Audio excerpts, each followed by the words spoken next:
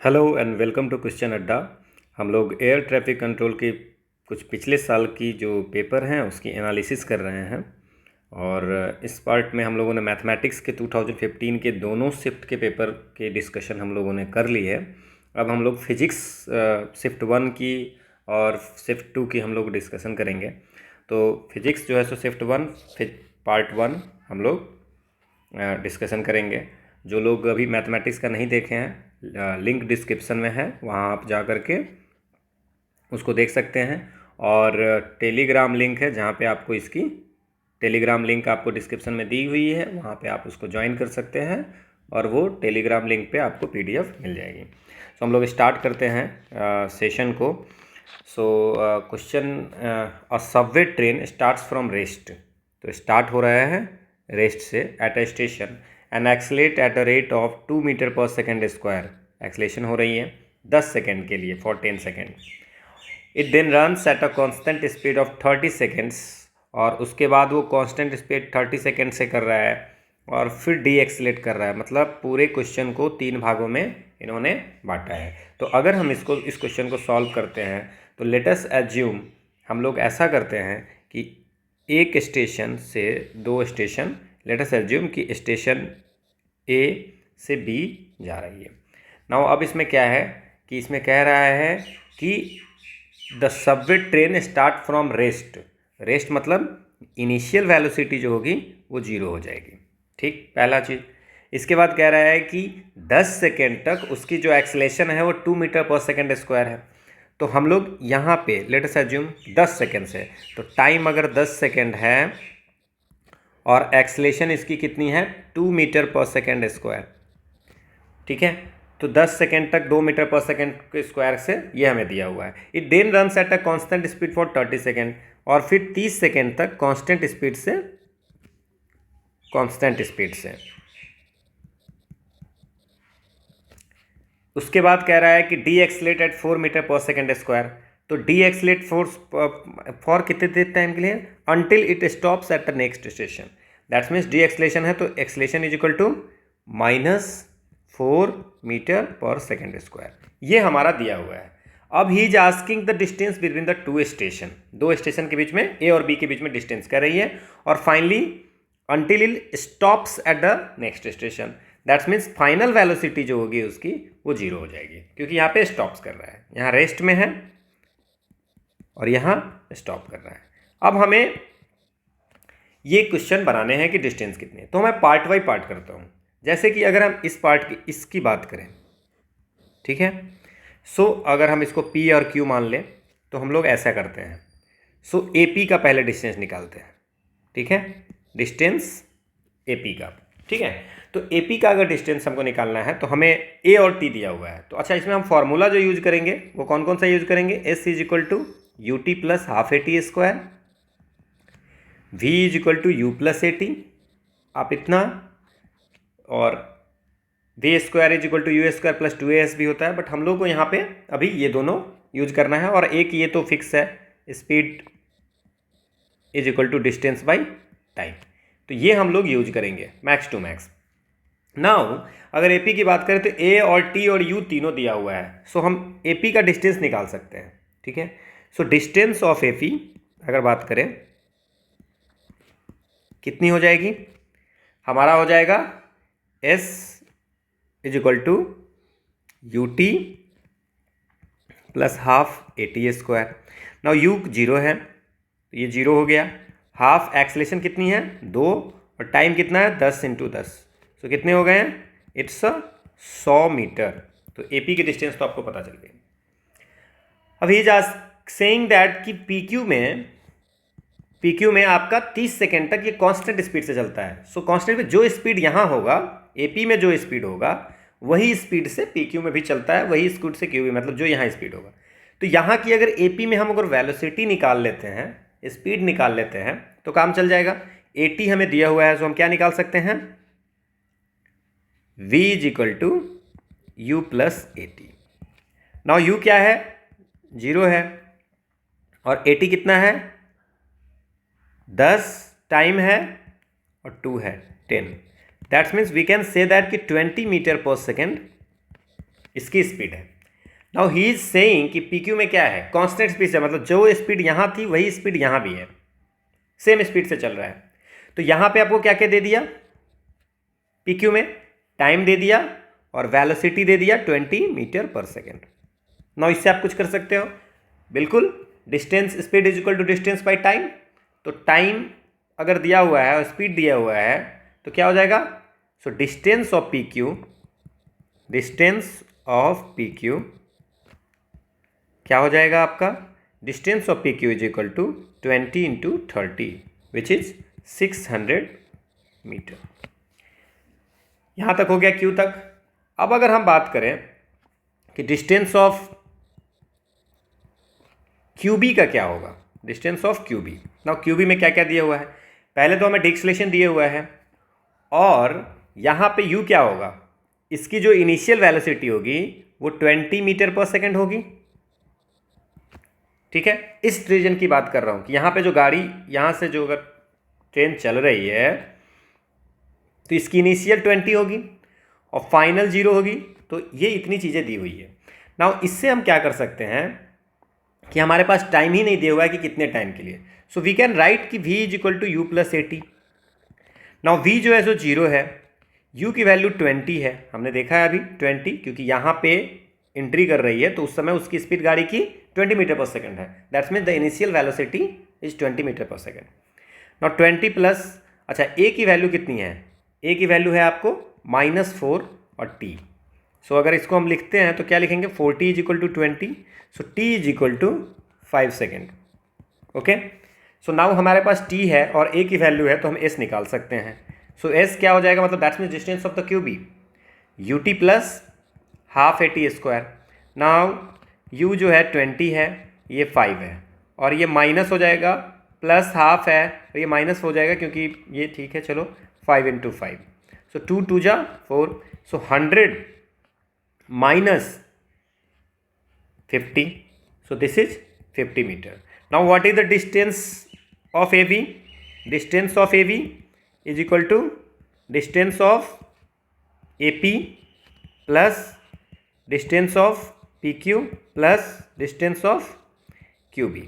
Okay, so हम लोग क्या करेंगे, इसको ऐड करते हैं, 100 मीटर, ये वाला 600 मीटर और 50 मीटर, 100 मीटर, 600 मीटर और 50 metre. So the answer is 750 metre. आप देख लीजिए आपके ऑप्शन में है 750 metre, yes, so the answer is 750 metre. Okay, next question, which of the following quantities a vector. So इसमें आपको एक चीज़ याद रखनी है, जैसे एरिया है और एरिया वेक्टर, ये दोनों अलग चीज़ें होती है। मैंने आपको एक्सप्लेन यहाँ पे कर दिया है कि area vector is a vector quantity, but area अगर सीधे बात करें तो वो स्केलर क्वांटिटी होती है। तो इस क्वेश्चन में आप एरिया लगा सकते हो क्योंकि आपके पास बाकी कोई ऑप्शन नहीं है, तो एरिया लगा सकते हो, but area is a scalar quantity and area vector is a vector quantity. ठीक है, ये जो होती है किसी भी प्लेन सरफेस पे या कर्व्ड सरफेस पे जो होती है वो होती है। ठीक है, प्लेन और कर्व सरफेस पे होती है। ठीक है, जैसे अगर किसी सरफेस की एरिया अगर ए है, ठीक है, और इसकी जो नॉर्मल यूनिट वेक्टर होगा, नॉर्मल यूनिट वेक्टर ये है, तो उसको एरिया को हम ए इंटू एन बोलेंगे। तो वी कैन से डैट कि this one, but area and area vector both are not same thing. So कभी कभी आप देखोगे कि area is a scalar quantity, there बहुत सारे लोग इसमें कन्फ्यूज हैं, बट एरिया अगर नॉर्मल आए, आप क्वेश्चन देखो, area vector is a vector quantity, area is a scalar quantity. तो आप इसमें बाकी कुछ है नहीं, स्पीड, डिस्टेंस, वॉल्यूम, ये सब है नहीं है, तो आंसर जो है वो एरिया होगा। ठीक है, मैंने एक्सप्लेन कर दिया है, आपको PDF मिल जाएगी, वहाँ पे आप उसको देख सकते हैं।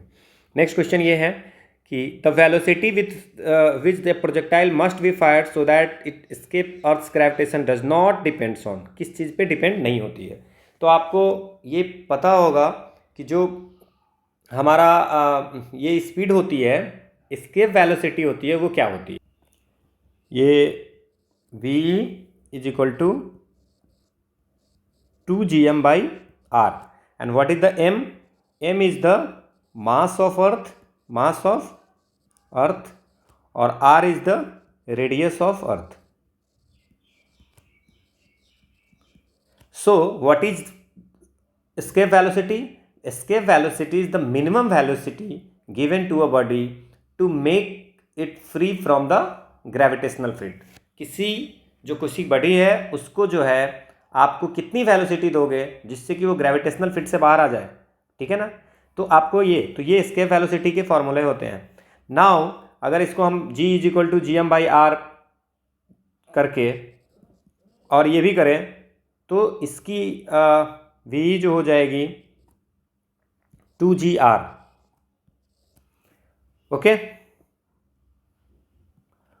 और ये जो वेलोसिटी होती है escape velocity from the surface of earth वो होती है 11.2 किलोमीटर पर सेकेंड. आपको ये भी वैल्यू याद रखनी है. तो ये प्रोजेक्टाइल जो बॉडी को हम ये करते हैं, the velocity with which a projectile must be fired, किस वेलोसिटी से फायर करेंगे वो किस चीज़ पे डिपेंड नहीं करती. तो मास ऑफ अर्थ पे डिपेंड करती है, आपने देख लिया. और ये gm/r² होगा, ठीक है. और radius of orbit, mass of the projectile and gravitational constant. तो ग्रेविटेशनल कांस्टेंट पे डिपेंड कर सकता है, ठीक है. और इस पे किस पे डिपेंड कर सकता है, रेडियस ऑफ द ऑर्बिट पे. ये मास ऑफ द प्रोजेक्टाइल पे डिपेंड नहीं करता है. तो हमसे जो पूछ रहा है नहीं करता है. तो आप अगर फॉर्मूला भी समझ रहे होंगे तो आपको ये समझ में आ जाएगा, ठीक है. नेक्स्ट ईयर जो पेपर जो 2015 का सेट 2 था उसमें भी ये क्वेश्चन पूछे हुआ है कि किस चीज़ पे डिपेंड करता है. तो आप ये देख लो, ठीक है. So it's g is equal to gm/r². Just value put किया, यहाँ पे r मल्टीप्लाई किया ऊपर नीचे, तो gm/r² is equal to g हो गया. तो ये हो जाएगा. So the mass of projectile पे डिपेंड नहीं करता है. Next question, if the universal gravitation constant were decreasing with time then satellite in orbit would still maintain. अगर ऐसा होगा, ठीक है, यूनिवर्सल ग्रेविटेशनल कांस्टेंट डिक्रीज करेगा टाइम के साथ में, तो ऑर्बिट में जो सैटेलाइट होगा वो क्या. ये आसान क्वेश्चन है. बाकी अगर हम लोग ऐसा इसके जैसे टाइम पीरियड इसकी जो होती है t इज इक्वल टू 2π, अगर आप फार्मूला याद रख सकते हैं तो टाइम पीरियड की ये होती है, ठीक है. और फिर अगर टेंजेंशियल स्पीड की बात करें तो ये हम लोग कर सकते हैं. वेलोसिटी की बात करें तो वेलोसिटी जो हो जाएगा √gm/r, ठीक है. Velocity of satellite in a circular orbit. तो ये सब है.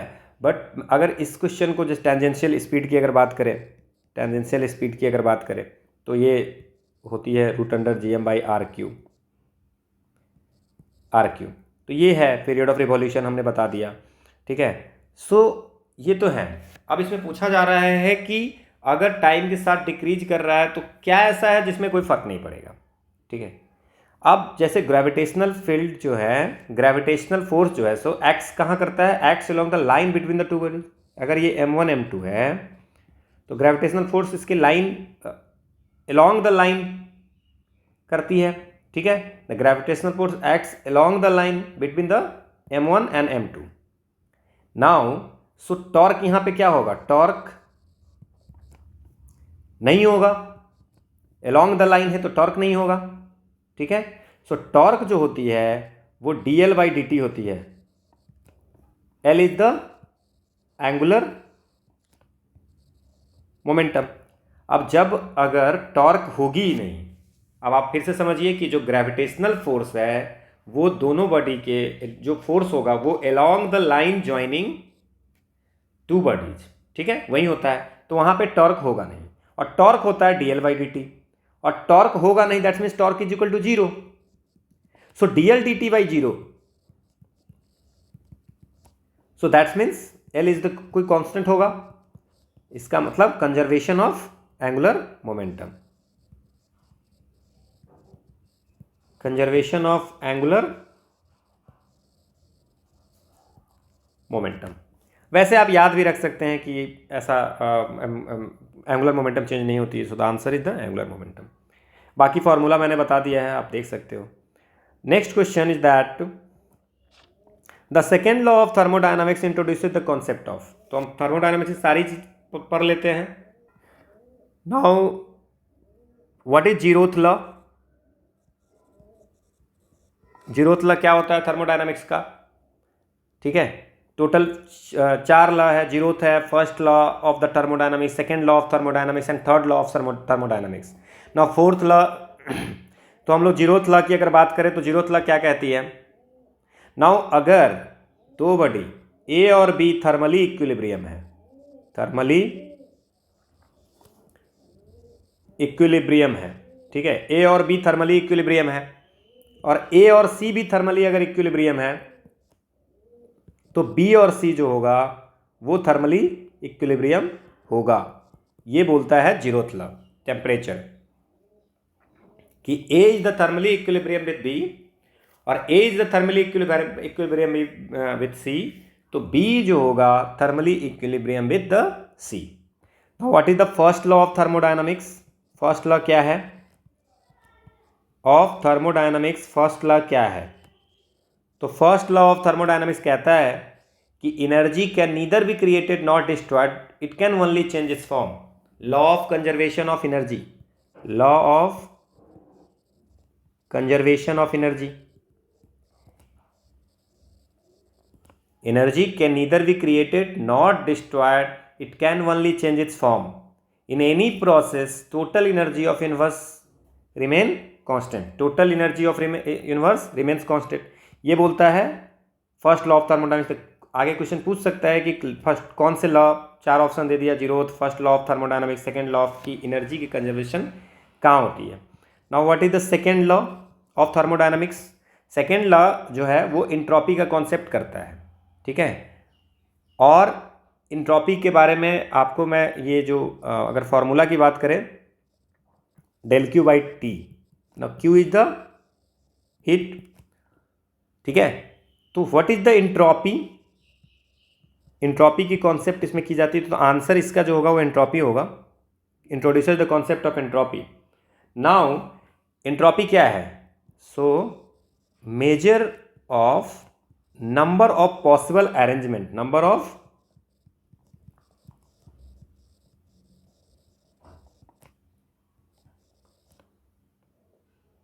Arrangement the atoms in a system can है। एक सिस्टम में जितनी भी जो measure of number of possible arrangement कितना सिस्टम में जो होगा, measure of number of possible arrangement of the atom. अच्छा, एटम का अरेंजमेंट कितने तरीके से हो सकता है किसी सिस्टम में, दैट्स अ एंट्रोपी। और entropy of the universe only increases, entropy जो होता है ओनली इंक्रीजेज, डिक्रीज नहीं करता है। तो ये भी क्वेश्चन आपको याद रखना है। Now the what is the third law क्या कहता है? कि as temperature approaches to absolute zero the entropy approaches a constant, ठीक है। As temperature approaches to absolute zero, the entropy approaches a constant, the entropy approaches a constant, so this is the third law, ठीक है। तो आप ये तीनों law याद रखिए, इसका जो आंसर होगा वो एंट्रोपी होगा। और जीरोथ लॉ पे आगे भी क्वेश्चन पूछा हुआ है, तो आपको ये पता होनी चाहिए। Next question, a disc shaped magnet levitate above a superconducting material that has been cooled by a liquid nitrogen, ठीक है। तो आप कभी ये भी पूछ सकता है कहाँ कूल किससे होगा, तो आप उसमें लिक्विड नाइट्रोजन लिख सकते हो। सो ये भी एक क्वेश्चन बन सकता है। Okay, this happens because the super conductor is, ये क्यों होता है सुपर, ये बताना है। ये मेसिनर इफेक्ट है, एक पढ़ना था हम लोगों को। यहाँ पे ऐसा था कि अगर किसी भी मटेरियल को सुपर कंडक्टिंग ट्रांजिशन टेम्परेचर के बिलो, ठीक है, for cooling the material below super conducting transition temperature liquid nitrogen का यूज होता है, ठीक है। नाउ ये तो पता होना चाहिए, ये भी क्वेश्चन कभी पूछा जा सकता है, तो आपको पता रखना है। For cooling the material below super conducting transition temperature liquid nitrogen use, और उस लिक्विड नाइट्रोजन यूज करने के कारण magnet levitates because of use of the liquid nitrogen, ठीक है। Now when the temperature is lowered below critical temperature, ठीक है। अब आपके मन में ऐसा आएगा कि जैसे कि मैंने आपको इसमें बताया है, ठीक है, बिलो दिस टेम्परेचर, मैं इसको पूरा लिख देता हूँ कि फॉर कूलिंग द मटेरियल, आप नोट्स बना लेंगे, इसमें से किसी भी पॉइंट पे क्वेश्चन आ सकता है। Super conducting transition temperature liquid nitrogen use, तो कभी ये भी पूछ सकता है क्या यूज होता है, यूज्ड, ठीक है। और इसी के कारण due to this magnet levitates. Now what is super conducting transition temperature? Super conducting transition temperature क्या होती है, मैं उसके बारे में लिख देते हैं। When temperature is lowered below critical temperature, ठीक है, तो उसको हम लोग बोलते हैं सुपर कंडक्टिंग ट्रांजिशन टेम्परेचर। क्योंकि below this temperature, super conducting transition temperature से below temperature material is diamagnetic.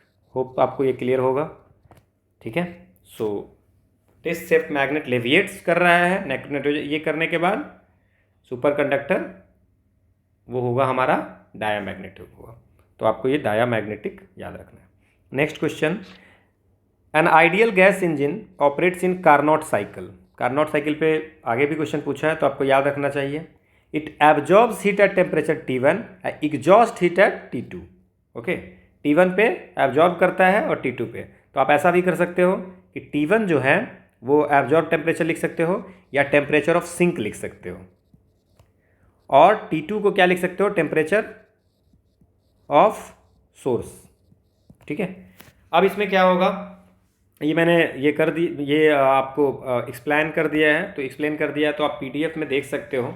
Total work done 1 2 2 3 3 4 4 to 1, तो ये होता है। अब इसकी हम लोग पूरी डिफिनीशन नहीं करने जा रहे हैं। सो the answer is 1 - T2/T1। So 1 - T2/T1 is the, this one is the answer. Carnot cycle जो एफिशिएंसी होती है W/Q होती है। Q जो होती है, W जो होती है वर्क डन पर साइकिल होती है, Q जो होती है हीट एनर्जी एब्जॉर्ब पर cycle from the source. So W जो होता है Q1 - Q2, तो ये आपको याद रखना है। फिर Q1 Q2 is equal to Q1 is equal to T2/T1 होता है।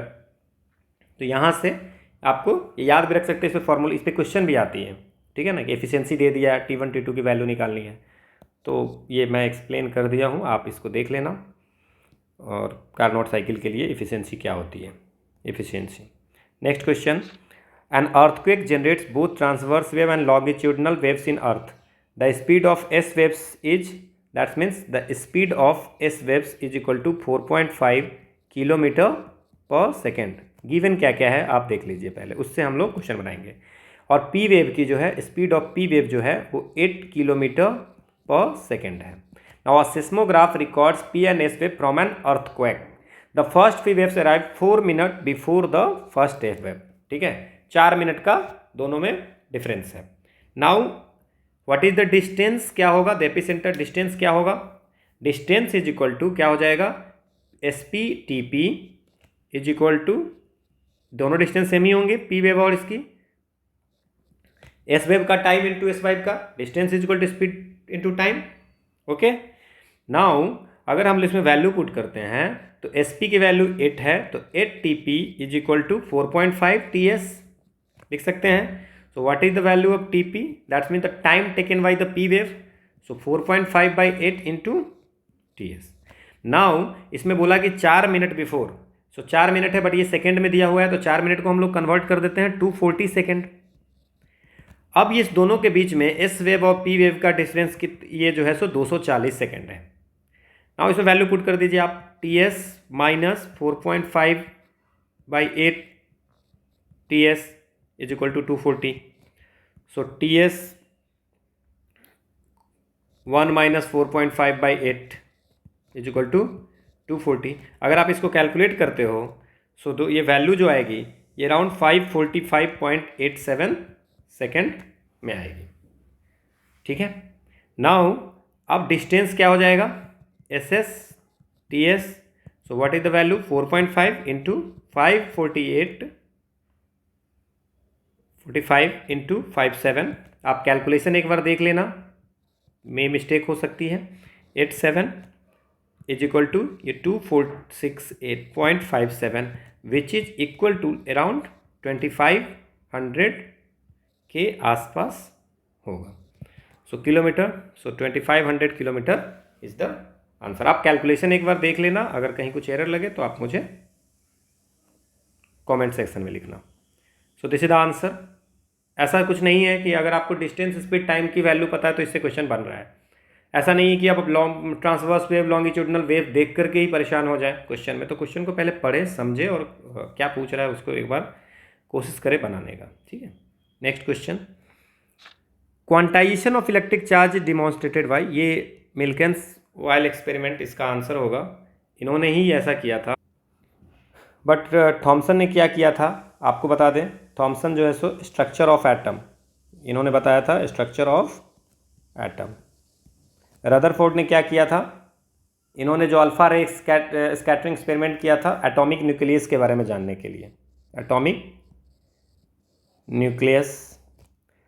और स्टर्न गेरलैक एक्सपेरिमेंट जो था, इन्होंने डिमॉन्स्ट्रेट किया था कि spatial orientation of angular momentum is quantize. Spatial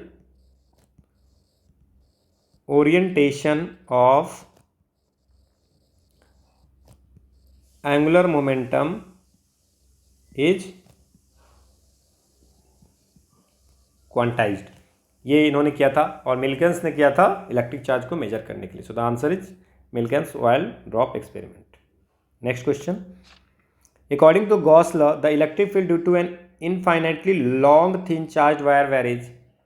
Gauss law के अकॉर्डिंग अगर बात करें तो what is the electric flux, क्या होता है total electric flux, Gauss law कहते हैं किसको है, ठीक है ना। The total electric flux is proportional to charge enclosed. Okay, so we can say that कि EDS is equal to Q by epsilon. Okay, तो अगर इस क्वेश्चन को हम लोग बनाते हैं तो, और इसका हम फॉर्मूला याद रखते हैं कि प्रूफ करने हम जाएंगे नहीं। सो जो लॉन्ग चार्ज के लिए E is equal to lambda by 2 pi epsilon not R।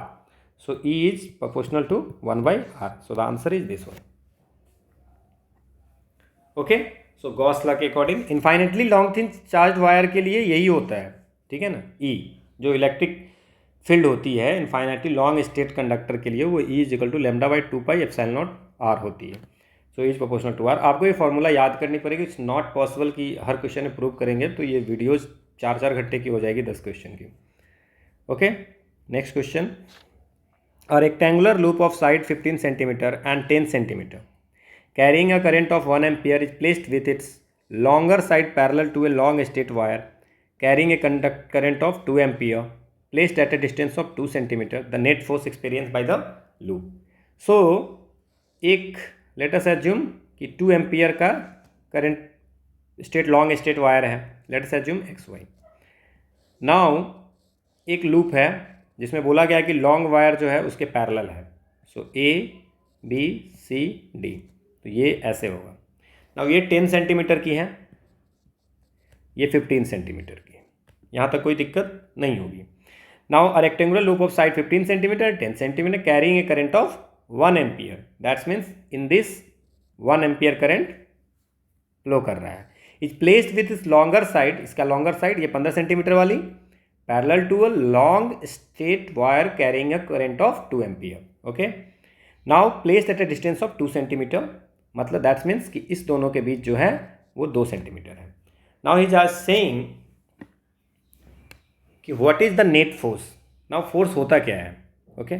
So force is equal to mu nought by 2 pi, या फॉर्मूला आपको याद रखनी होगी, I1 into I2 by R, ठीक है, और इंटू, अब इसमें ये हमारा फॉर्मूला हो गया, ठीक है। नाउ और इंटू लेंथ ऑफ वायर,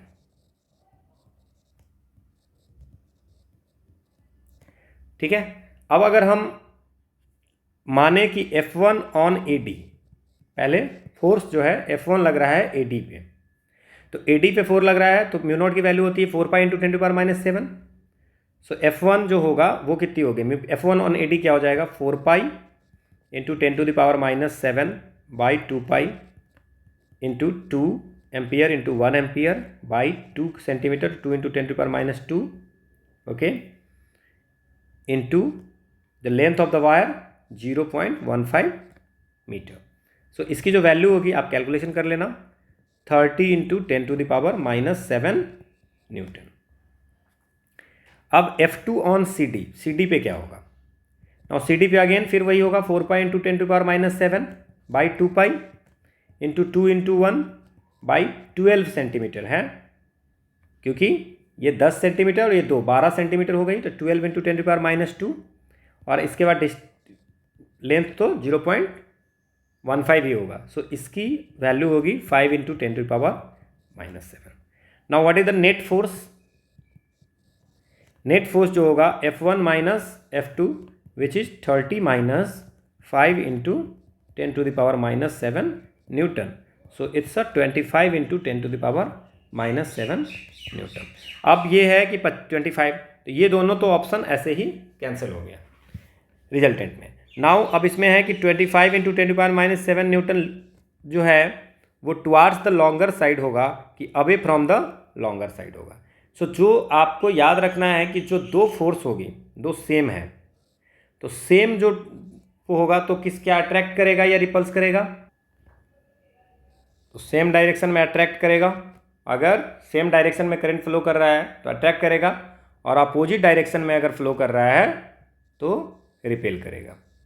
तो अगर ये सेम डायरेक्शन में कर रहा है तो उसको अट्रैक्ट करेगा, ठीक है ना, तो इधर आएगा, ना ही कि अवे जाएगा। So the answer is 25 into 10⁻⁷ Newton towards the longer side, ठीक है। नेक्स्ट, क्योंकि जो ओवरऑल है, ठीक है ना, इस दोनों का वो 25, इस पे फोर्स जो है सो कम दूरी है, ठीक है, तो फोर्स कम लग रहा है 5 और इसके 30 लग रहे हैं, ठीक है ना, तो ओवरऑल हमने ये कर दिया, तो ओवरऑल पॉजिटिव ही होगा, ठीक है। अगर यहाँ ऐसा होता, ये ऐसे रहता और यहाँ पे ऐसे रहता, तो हो सकता सिनेरियो कुछ चेंज हो जाती, ठीक है। होप सो आपको समझ में आ गई होगी। Next question, a corona around the moon is seen when we view it on a foggy और misty night, this is due to. अब ये क्या है, ये मून है, यहाँ पे ऐसा ऐसा दिखता है, ठीक है, फॉगी और मिस्टी डे में। ये क्यों दिखता है, due to the diffraction of sunlight और moonlight by individual small water droplet, due to diffraction of sunlight और moonlight by individual small water droplet जो वहाँ पे होती है उसके डिफ्रेक्शन के कारण ये दिखती है। So what is the answer, diffraction pattern of air bound water droplets. Next question ये है, the occupancy probability according to Fermi Dirac statistic. एक बोस आइंस्टाइन भी होता है, एक मैक्स बोल्ट्जमैन भी होता है, और ये फर्मी डायरेक्ट स्टैटिस्टिक है।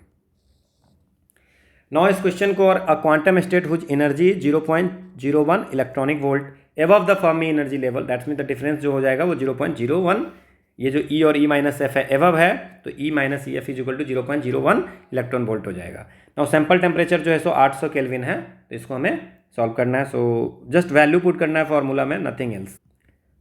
टेम्परेचर दिया हुआ है, E माइनस EF की वैल्यू दी हुई है, ये E माइनस एबव है, तो E माइनस EF की वैल्यू दी हुई है, और जो बोल्ट्जमैन कांस्टेंट है K, उसकी वैल्यू होती है 8.617 into 61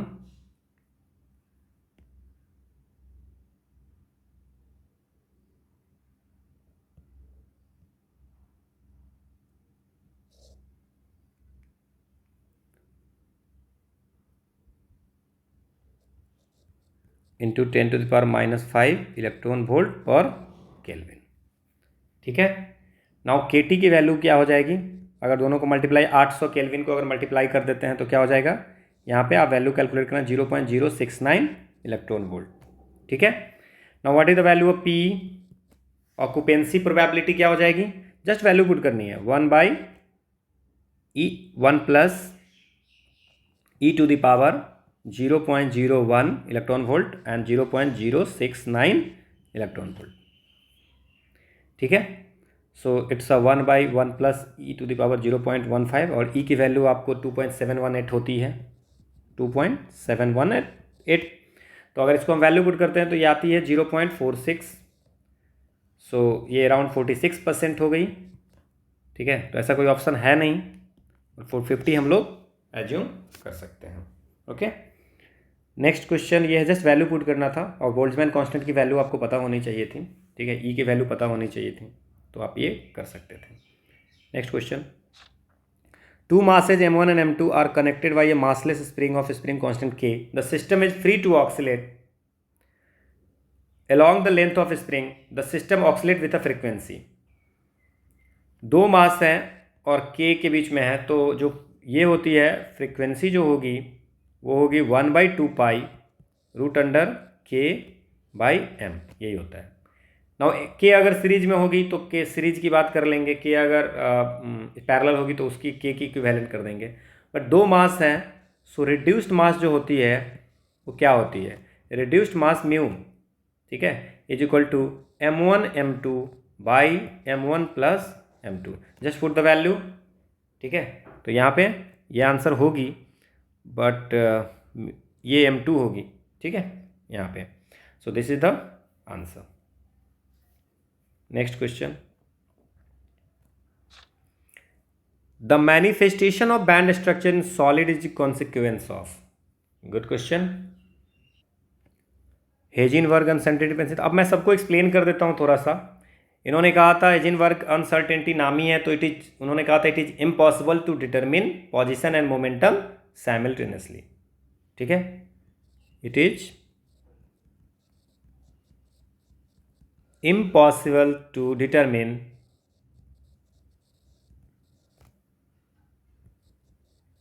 position and momentum simultaneously। एक साथ में पोजीशन और मोमेंटम नहीं हो सकती। और इसकी फॉर्मूले थी क्या, del x del change in momentum greater than equal to h/4 और इसी को अगर ब्रेक कर देंगे तो del x into del V x की P is equal to M B होता है। आप ये भी याद रख सकते हैं, आगे कभी एग्जाम में ऐसा आ जाए। ठीक है, ये होता है। Now what is the Ohm's law, at constant temperature V is proportional to I, so V is equal to I R हो जाएगा। ये आपको याद रखना है। नेक्स्ट अगर कोई क्वेश्चन की बात करें, what is the Bohr correspondence principle. तो बोर कॉरेस्पॉन्डेंस प्रिंसिपल कहता है कि हाउ टू कनेक्ट्स